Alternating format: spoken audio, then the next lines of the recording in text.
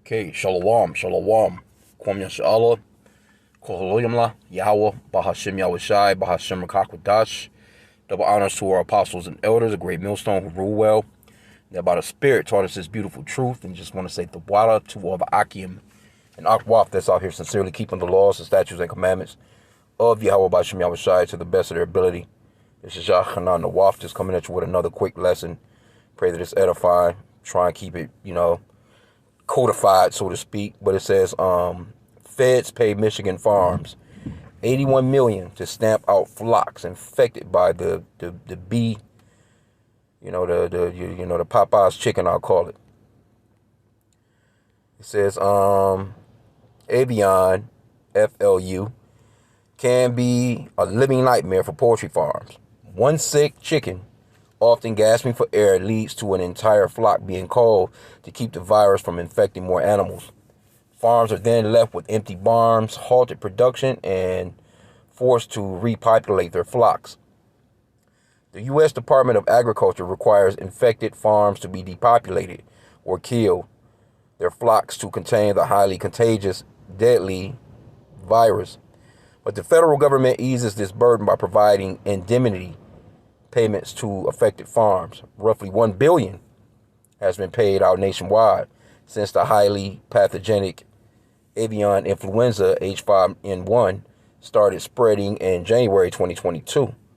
And Michigan poultry farms, both commercial and backyard, have been provided $81 million to recoup the loss of millions of birds. Offering indemnity encourage early reporting of sick birds, because producers are only paid for birds that must be depopulated, not for birds that die naturally from highly pathogenic avian influenza, a USDA spokesperson said in an email. In turn, early reporting allows us to more quickly stop the spread of the virus to nearby farms. Of the $81 million in indemnity payments, most went to one Michigan county this spring. More than $73 million was provided to Ionia County egg farm after Herbruck's poultry ranch, the state's largest egg producer, was struck by avian flu at the end of March. According to USDA Animal and Plant Health Inspection Service records obtained by the Freedom of Information Act, nearly 6.5 million chickens, more than 40% of the state egg layers, were depopulated in Ione County earlier this year. Outside of that, 5 commercial Michigan turkey farms received $8.1 million. That includes $2.2 million to Crockery Creek Farm in Muskegon County, which was required to depopulate more than 83,000 birds last year, and nearly $2.4 million to Ottawa County Turkey Farm. That hasn't been named yet, where 104,000 birds died in April. About $70,000 has been paid for 22 backyard flocks. Slovakia. The Animal Health Protection Act allows the federal government to pay fines for birds that are killed and any eggs that must be destroyed during a disease response. The USDA uses a species-specific calculator to determine the fair market value of the birds. National brands have received some of the biggest payments, according to analysis from animal advocacy group Our Honor. Genio was provided $105 million. Tyson Foods was given $29 million. And Cal Maine Foods got $22 million.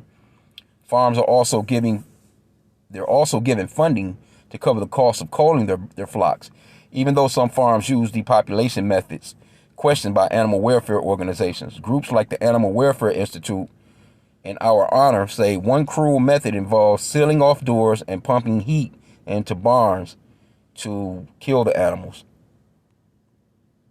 Man, all right, well, quite a bit on the story, but kind of get the point there. I just wanted to kind of touch on this, man. Hey, this could be that next thing. Got to keep it classy. We getting there, man. So let me get 2 Corinthians 2:11. Lest Satan should get an advantage of us, for we are not ignorant of his devices. So, hey, we're not ignorant of you know what the capabilities are here. I'm gonna just say it like that. I mean, hey, wow. Hey, I mean, you know, that's gonna be a major player though. You know what I'm saying? And that Revelation 13:16 coming into play, man. That food, that water. That food and that water. People eating and drinking is gonna be a huge part of them applying that pressure, man. I'll put it that way. So just wanted to do something quick on that. Just a little PSA, man. Of, you know, this is just Michigan alone. And we've been hearing about all kinds of, you know, little fires and things of that nature. Of, you know, hey, it's what it is, man. We definitely getting closer to getting out of here, man. So with that, I pray that the lesson was edifying. Kwame Yashala.